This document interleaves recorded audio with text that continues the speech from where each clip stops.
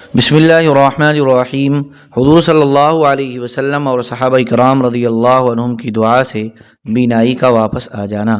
حضرت ابن عباس رضی اللہ عنہما فرماتے ہیں، ایک مرتبہ حضور صلی اللہ علیہ وسلم مسجد حرام میں اونچی آواز سے قرآن پڑھ رہے تھے، جس سے قریش کے کچھ لوگوں کو تکلیف ہوئی اور وہ حضور کو پکڑنے کے لیے کھڑے ہوئے تو ایک دم ان کے ہاتھ ان کی گردنوں کے ساتھ بندھ گئے اور وہ اندھے ہو گئے۔ انہیں کچھ نظر نہیں آ رہا تھا۔ انہوں نے حضور صلی اللہ علیہ وسلم کی خدمت میں آ کر کہا، اے محمد، ہم تمہیں اللہ کا اور رشتہ داری کا واسطہ دیتے ہیں کہ دعا کر کے ہمیں اس مصیبت سے نکال دیں۔ قریش کے ہر خاندان کی حضور صلی اللہ علیہ وسلم سے رشتہ داری تھی، چنانچہ حضور صلی اللہ علیہ وسلم نے دعا کی تو ان کی یہ مصیبت جاتی رہی۔ اس پر یہ آیتیں نازل ہوئیں، یاسین والقرآن الحکیم انک لمن المرسلین سے لے کر سواء علیہم انذرتہم ام لم تنذرہم لا یؤمنون تک۔ یاسین، قسم ہے قرآن باحکمت کی کہ بے شک آپ من جملہ پیغمبروں کے ہیں اور ان کے حق میں آپ کا ڈرانا یا نہ ڈرانا دونوں برابر ہیں، یہ ایمان نہ لاویں گے۔ چنانچہ ان لوگوں میں سے کوئی آدمی ایمان نہیں لایا۔ حضرت قتادہ بن نعمان رضی اللہ عنہ فرماتے ہیں، کسی نے حضور صلی اللہ علیہ وسلم کو ہدیہ میں کمان دی جو جنگ احد کے دن حضور صلی اللہ علیہ وسلم نے مجھے عطا فرمائی۔ میں حضور صلی اللہ علیہ وسلم کے سامنے کھڑا ہو کر اس سے تیر چلاتا رہا یہاں تک کہ اس کا ایک کنارہ ٹوٹ گیا۔ پھر میں حضور صلی اللہ علیہ وسلم کے چہرے کے سامنے اسی جگہ کھڑا رہا اور آنے والے تیروں کو اپنے چہرے پر لیتا رہا۔ جب بھی کوئی تیر حضور صلی اللہ علیہ وسلم کے چہرے کی طرف آتا تو میں حضور کے چہرے کو بچانے کے لیے اپنا چہرہ اور سر اس کے آگے کر دیتا، اور یہ سب کچھ میں بغیر تیر چلائے کر رہا تھا کیونکہ کمان تو ٹوٹ چکی تھی۔ آخری تیر مجھے اس طرح لگا کہ میری آنکھ نکل کر میرے رخسار پر گر گئی۔ پھر مشرکوں کا لشکر بکھر گیا۔ پھر میں اپنی آنکھ ہتھیلی میں پکڑ کر دوڑ کر حضور صلی اللہ علیہ وسلم کی خدمت میں گیا۔ جب حضور صلی اللہ علیہ وسلم نے میری آنکھ کو دیکھا تو حضور صلی اللہ علیہ وسلم کی دونوں آنکھوں میں آنسو آ گئے۔ پھر آپ نے یہ دعا فرمائی، اے اللہ، قتادہ نے اپنے چہرے کو تیرے نبی کے سامنے رکھا تھا جس کی وجہ سے اس کی آنکھ باہر نکل آئی ہے، اب اس کی اس آنکھ کو دونوں آنکھوں میں سے زیادہ خوبصورت اور زیادہ تیز نظر والی بنا دے۔ پھر حضور صلی اللہ علیہ وسلم نے وہ آنکھ اپنے ہاتھ سے اندر رکھ دی، چنانچہ وہ آنکھ دونوں آنکھوں میں سے زیادہ خوبصورت اور زیادہ تیز نظر والی ہو گئی تھی۔ حضرت محمود بن لبید رحمۃ اللہ علیہ کہتے ہیں، جنگ احد کے دن حضرت قتادہ رضی اللہ عنہ کی آنکھ زخمی ہو گئی تھی اور باہر نکل کر ان کے رخسار پر گر گئی تھی، جسے نبی کریم صلی اللہ علیہ وسلم نے اپنی جگہ واپس رکھ دیا تو وہ آنکھ دوسری آنکھ سے بھی زیادہ اچھی ہو گئی تھی۔ ابو نعیم کی روایت میں ہے کہ وہ آنکھ دونوں آنکھوں میں سے زیادہ خوبصورت اور زیادہ تیز ہو گئی تھی۔ حضرت عاصم بن عمر بن قتادہ رحمۃ اللہ علیہ کہتے ہیں، حضرت قتادہ بن نعمان رضی اللہ عنہ کی آنکھ جنگ بدر کے دن زخمی ہو گئی تھی اور آنکھ کا ڈیلا نکل کر ان کے رخسار پر آ گیا تھا۔ صحابہ کرام نے اسے کاٹنا چاہا تو کچھ لوگوں نے کہا، نہیں، ٹھہرو، پہلے ہم حضور صلی اللہ علیہ وسلم سے مشورہ کر لیں۔ حضور صلی اللہ علیہ وسلم سے مشورہ کیا تو آپ نے فرمایا، مت کاٹو۔ پھر حضرت قتادہ رضی اللہ عنہ کو حضور صلی اللہ علیہ وسلم نے بلایا اور ہتھیلی ڈیلے پر رکھ کر اسے دبا دیا اور اندر کر دیا، چنانچہ وہ آنکھ ایسی ٹھیک ہوئی کہ پتہ نہیں چلتا تھا کہ کون سی ضائع ہوئی تھی۔ حضرت عبیدہ رحمۃ اللہ علیہ کہتے ہیں، جنگ احد کے دن حضرت ابو ذر رضی اللہ عنہ کی آنکھ زخمی ہو گئی تھی۔ حضور صلی اللہ علیہ وسلم نے اس پر اپنا لعاب لگایا تو وہ دوسری سے بھی زیادہ اچھی ہو گئی تھی۔ حضرت رفاعہ بن رافع رضی اللہ عنہ فرماتے ہیں، جنگ بدر کے دن مجھے ایک تیر لگا جس سے میری آنکھ پھوٹ گئی۔ حضور صلی اللہ علیہ وسلم نے اس پر لعاب لگایا اور میرے لیے دعا فرمائی، جس سے مجھے آنکھ میں کوئی تکلیف محسوس نہ ہوئی۔ قبیلے بنو سلامان کے ایک آدمی کی والدہ بیان کرتی ہیں کہ میرے ماموں حضرت حبیب بن فویق رحمۃ اللہ علیہ نے مجھے بتایا کہ ان کے والد کو لوگ حضور صلی اللہ علیہ وسلم کی خدمت میں لے گئے۔ ان کی آنکھ بالکل سفید تھی اور انہیں کچھ نظر نہیں آتا تھا۔ حضور صلی اللہ علیہ وسلم نے ان سے آنکھیں سفید ہونے کی وجہ پوچھی تو میرے والد نے کہا، میں اپنے ایک اونٹ کو سدھا رہا تھا کہ اتنے میں میرا پاؤں کسی سانپ کے انڈے پر پڑ گیا جس سے میری بینائی جاتی رہی۔ حضور صلی اللہ علیہ وسلم نے ان کی آنکھوں پر دم فرمایا جس سے وہ ایک دم بینا ہو گئے۔ میرے ماموں کہتے ہیں، میں نے دیکھا کہ میرے والد کی عمر 80 سال ہو چکی تھی اور ان کی دونوں آنکھیں سفید تھیں، لیکن وہ سوئی میں دھاگے ڈال لیتے تھے۔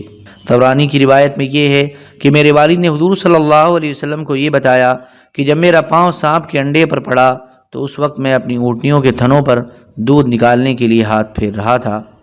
ابو نعیم کی روایت میں یہ ہے کہ میں اپنے اونٹ کو سدھا رہا تھا۔ حضرت سعد بن ابراہیم رحمۃ اللہ علیہ کہتے ہیں حضرت ذنیرہ رضی اللہ عنہا رومی باندھی تھیں، وہ مسلمان ہوئی تو ان کی بینائی جاتی رہی۔ اس پر مشرکوں نے کہا لات عزیٰ ہمارے بتوں نے ان کو اندھا کر دیا ہے۔ حضرت ذنیرہ رضی اللہ عنہا نے کہا نہیں، انہوں نے نہیں کیا، میں لات عزیٰ کے معبود ہونے کا انکار کرتی ہوں۔ پھر اللہ تبارک و تعالیٰ نے ان کی بینائی واپس کر دی۔ حضرت انس رضی اللہ عنہ فرماتے ہیں مجھ سے حضرت ام ہانی بنت ابی طالب رضی اللہ عنہا نے فرمایا جب حضرت ابو بکر رضی اللہ عنہ نے حضرت ذنیرہ رضی اللہ عنہ کو آزاد کیا تو ان کی بینائی جاتی رہی۔ اس پر کفار قریش نے کہا انہیں تو لات عزیٰ نے ہی اندھا کیا ہے۔ حضرت ذنیرہ نے کہا یہ غلط کہتے ہیں، بیت اللہ کی قسم لات عزیٰ کسی کام نہیں آ سکتے اور کچھ نفع نہیں دے سکتے۔ چنانچہ اللہ تبارک و تعالیٰ نے ان کی بینائی واپس کر دی۔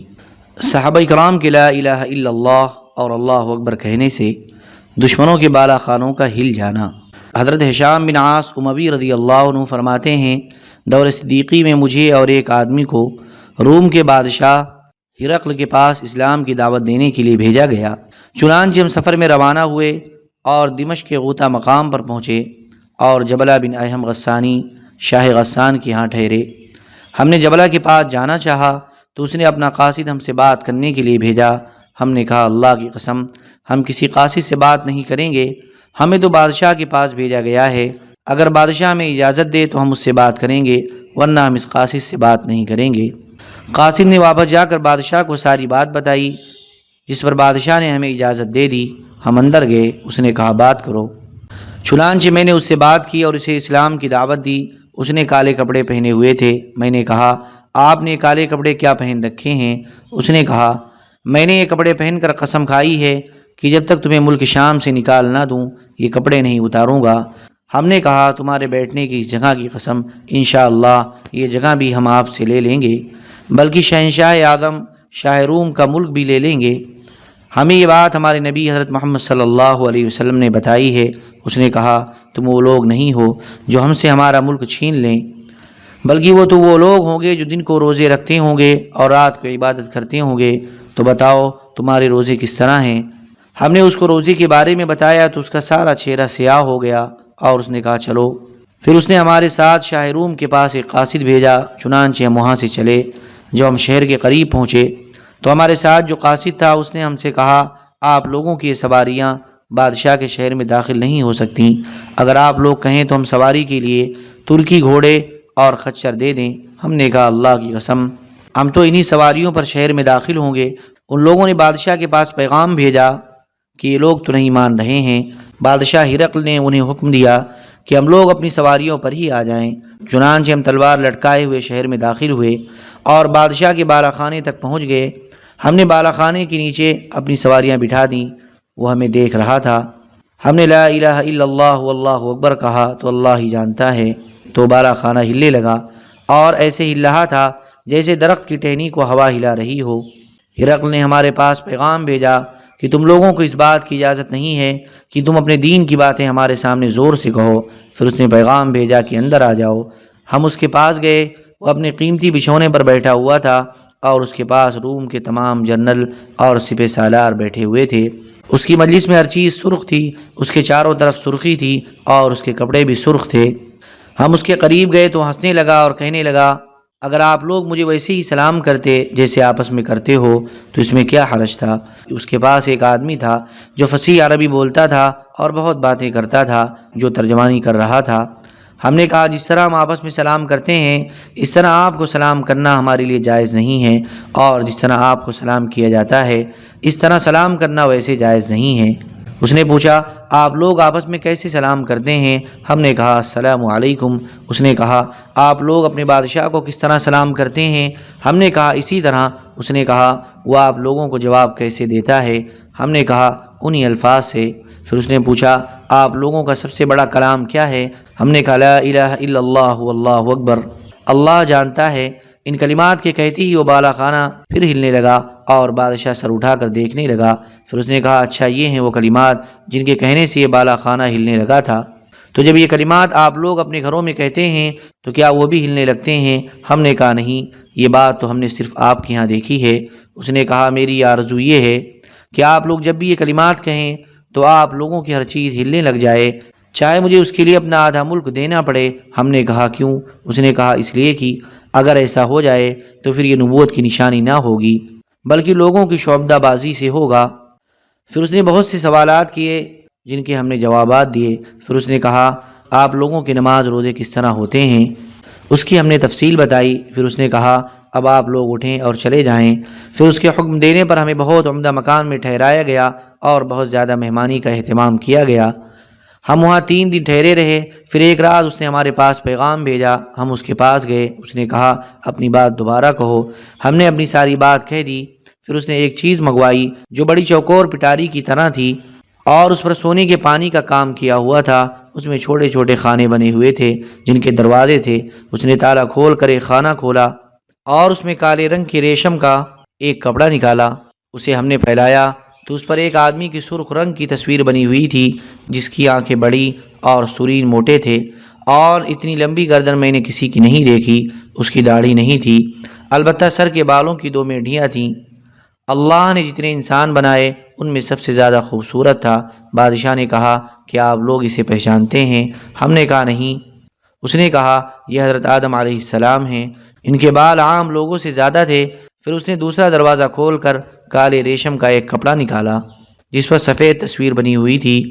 اس آدمی کے بال گھنگریالے تھے، آنکھیں سرخ، سر بڑا اور داڑھی خوبصورت تھی۔ اس نے کہا کیا آپ لوگ اسے پہچانتے ہیں؟ ہم نے کہا نہیں۔ اس نے کہا یہ حضرت نوح علیہ السلام ہیں۔ پھر اس نے ایک دروازہ کھول کر کالے ریشم کا ایک کپڑا نکالا، اس پر ایک آدمی کی تصویر تھی جو بہت سفید تھا۔ اس کی آنکھیں خوبصورت، پیشانی سستی ہوئی، رخسار لمبے، داڑھی سفید تھی، ایسے لگ رہا تھا جیسے مسکرا رہا ہو۔ اس نے کہا کیا آپ لوگ اسے پہچانتے ہیں؟ ہم نے کہا نہیں۔ اس نے کہا یہ حضرت ابراہیم علیہ السلام ہیں۔ پھر اس نے ایک اور دروازہ کھولا، اس میں سفید تصویر تھی، اللہ کی قسم وہ حضور صلی اللہ علیہ وسلم کی تصویر تھی۔ اس نے کہا کیا انہیں پہچانتے ہیں؟ ہم نے کہا ہاں، یہ حضرت محمد صلی اللہ علیہ وسلم ہیں، اور ہم خوشی کے مارے رونے لگے۔ اور اللہ جانتا ہے کہ وہ اپنی جگہ سے ایک دم اٹھا اور کچھ دیر کھڑا رہا، پھر بیٹھ گیا، پھر کہا اللہ کی قسم یہ وہی ہیں۔ ہم نے کہا ہاں بے شک یہ وہی ہیں، گویا کہ آپ انہی کو دیکھ رہے ہیں۔ پھر کچھ دیر وہ اسی تصویر کو دیکھتا رہا، پھر کہنے لگا یہ تصویر تھی تو آخری خانے میں، لیکن میں نے آپ لوگوں کا امتحان لینے کے لیے ذرا جلدی نکال لی تاکہ پتہ چلے کہ آپ لوگوں کی معلومات کیا ہیں۔ پھر اس نے ایک اور دروازہ کھول کر اس میں سے کالے رنگ کے ریشم کا ایک کپڑا نکالا جس پر گندمی رنگ والے سیاہی مائل آدمی کی تصویر تھی، جس کے بال بہت زیادہ گھنگریالے، آنکھیں اندر گھسی ہوئیں، نگاہ تیز، منہ چڑھا ہوا اور دانت ایک دوسرے پر چڑھے ہوئے اور ہونٹ سمٹا ہوا تھا، اور ایسے معلوم ہو رہا تھا کہ جیسے غصے میں ہو۔ اس نے کہا کیا انہیں پہچانتے ہو؟ ہم نے کہا نہیں۔ اس نے کہا یہ حضرت موسیٰ علیہ السلام ہیں، اور ان کے پہلو میں ایک اور تصویر تھی جو بالکل ان جیسی تھی، البتہ ان کے سر پر تیل لگا ہوا تھا، پیشانی چوڑی تھی اور ان کی آنکھوں میں کچھ بھیگا پن تھا۔ اس نے کہا کیا انہیں پہچانتے ہو؟ ہم نے کہا نہیں۔ اس نے کہا یہ حضرت ہارون بن عمران علیہ السلام ہیں۔ پھر اس نے ایک اور دروازہ کھول کر سفید ریشم کا ایک کپڑا نکالا جس پر ایک آدمی کی تصویر تھی جس کا رنگ گندمی، بال سیدھے اور قد درمیانہ تھا، وہ ایسے نظر آ رہے تھے کہ جیسے غصے میں ہو۔ اس نے کہا کیا ان کو پہچانتے ہو؟ ہم نے کہا نہیں۔ اس نے کہا یہ حضرت لوط علیہ السلام ہیں۔ پھر اس نے ایک اور دروازہ کھول کر سفید ریشم کا ایک کپڑا نکالا جس پر ایک سفید آدمی کی تصویر تھی، سفیدی میں کچھ سرخی ملی ہوئی تھی، ناک اونچی، رخسار ہلکے اور چہرہ حسین و جمیل تھا۔ اس نے کہا کیا انہیں پہچانتے ہیں؟ ہم نے کہا نہیں۔ اس نے کہا یہ حضرت اسحاق علیہ السلام ہیں۔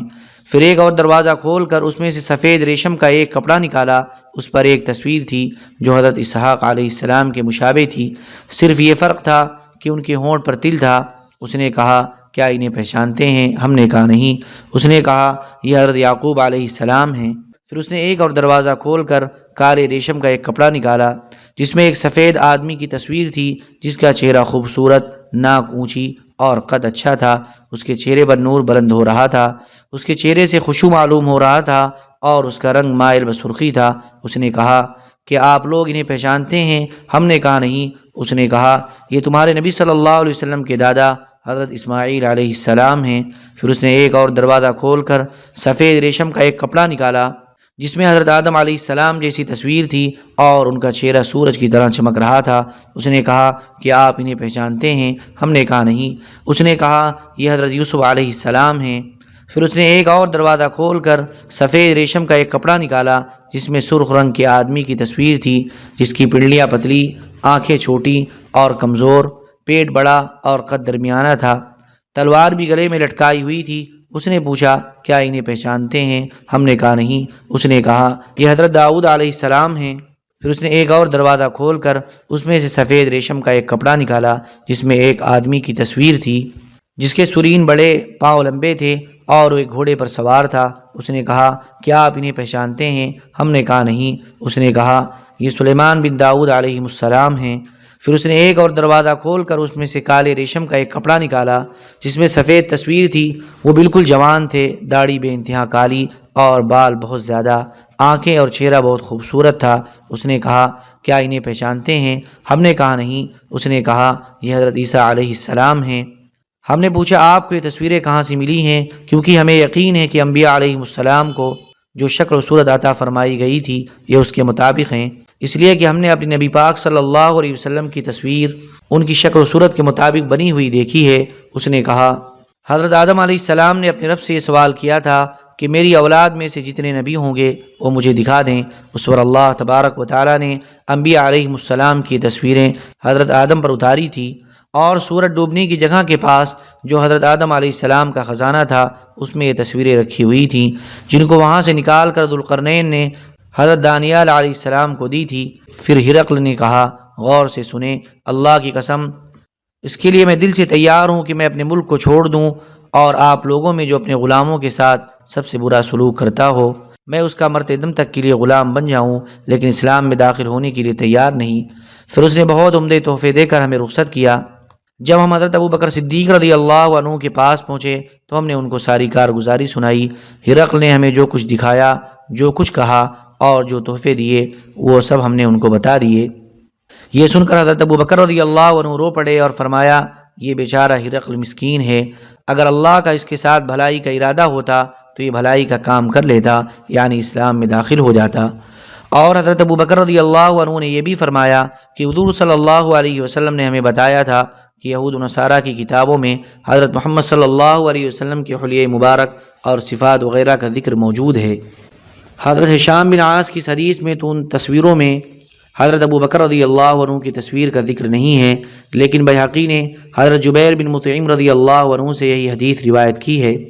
اس میں حضرت ابوبکر رضی اللہ عنہ کی تصویر کا ذکر اس طرح ہے کہ بصرہ شہر کے نصارہ مجھے ایک گرجا گھر میں لے گئے جس میں بہت سی تصویریں تھیں۔ پھر انہوں نے مجھ سے کہا دیکھو کیا اس نبی کی تصویر ان میں نظر آ رہی ہے؟ میں نے دیکھا تو ان میں حضور صلی اللہ علیہ وسلم کی تصویر بھی تھی اور حضرت ابوبکر رضی اللہ عنہ کی تصویر بھی تھی۔ وہ حضور صلی اللہ علیہ وسلم کی ایڑی پکڑے ہوئے تھے۔ انہوں نے مجھ سے کہا کیا تمہیں ان کی تصویر نظر آئی؟ میں نے کہا جی ہاں۔ انہوں نے حضور صلی اللہ علیہ وسلم کی تصویر کی طرف اشارہ کر کے کہا کیا وہ یہ ہیں؟ میں نے کہا جی ہاں، میں گواہی دیتا ہوں کہ وہ یہی ہیں۔ پھر انہوں نے کہا تم ان کو پہچانتے ہو جو ان کی ایڑی پکڑے ہوئے ہیں؟ میں نے کہا جی ہاں۔ انہوں نے کہا ہم گواہی دیتے ہیں یہ تمہارے حضرت یعنی تمہارے نبی ہیں اور یہ ان کے بعد ان کے خلیفہ ہیں۔ طبرانی کی روایت میں یہ ہے کہ میں نے کہا یہ ان کی ایڑی کے پاس کھڑا ہوا آدمی کون ہے؟ اس نصرانی نے کہا تمہارے نبی کے علاوہ ہر نبی کے بعد نبی ضرور ہوتا تھا، لیکن تمہارے نبی کے بعد کوئی نبی نہیں آئے گا اور یہ ان کے بعد ان کے خلیفہ ہیں۔ یہ تو حضرت ابوبکر رضی اللہ عنہ کی تصویر تھی۔ پہلے نبیوں کی شریعت میں جاندار کی تصویر کی اجازت تھی، لیکن ہماری شریعت میں اجازت نہیں ہے۔ قبیلے غسان اور قبیلے بنو قین کے چند مشائخ بیان کرتے ہیں کہ حمص کی لڑائی میں اللہ تبارک و تعالیٰ نے مسلمانوں کے صبر کا بدلہ یہ دیا کہ حمص والوں پر زلزلہ آیا، اور اس کی صورت یہ ہوئی کہ مسلمان ان کے مقابلے کے لیے کھڑے ہوئے تو انہوں نے زور سے اللہ اکبر کہا، جس کی وجہ سے شہر حمص میں رومیوں پر زلزلہ آ گیا اور دیواریں پھٹ گئیں۔ تو وہ سب گھبرا کر اپنے ان سرداروں اور اصحاب شورا کے پاس گئے جو ان کو مسلمانوں سے صلح کرنے کی دعوت دینے لگے، لیکن ان لوگوں نے ان سرداروں اور اصحاب شورا کی یہ بات نہ مانی، بلکہ اس پر ان کے ساتھ ذلت آمیز رویہ اختیار کیا۔ مسلمانوں نے دوبارہ پھر زور سے اللہ اکبر کہا، جس سے بہت سے گھر اور دیواریں گر گئیں اور شہر والے پھر گھبرا کر سرداروں اور اصحاب شورا کے پاس گئے تو انہوں نے کہا کیا تم دیکھتے نہیں کہ اللہ کا عذاب ہے؟ اس پر شہر والوں نے صلح کی بات مان لی۔ آگے اور بھی حدیث ہے۔ اللہم صلی علی سیدنا وحبیبنا ومحبوبنا ومولانا محمد وبارک وسلم۔ سبحان ربک رب العزت عما یصفون وسلام علی المرسلین والحمد للہ رب العالمین۔